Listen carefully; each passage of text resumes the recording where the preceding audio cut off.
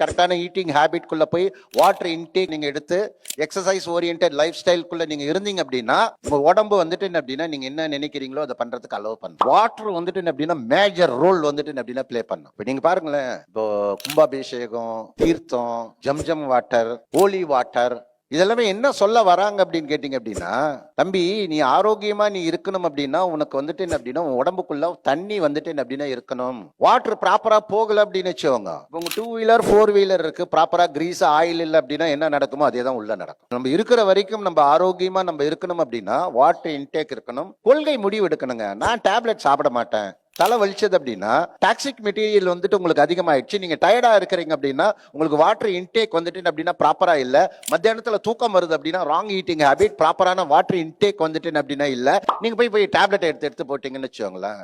ஆக சிறந்த மருந்து எது அப்படின்னா தண்ணி தான். உபயோகமான வேலை, வருமானத்தை உண்டாக்கக்கூடிய வேலைகளை மட்டும்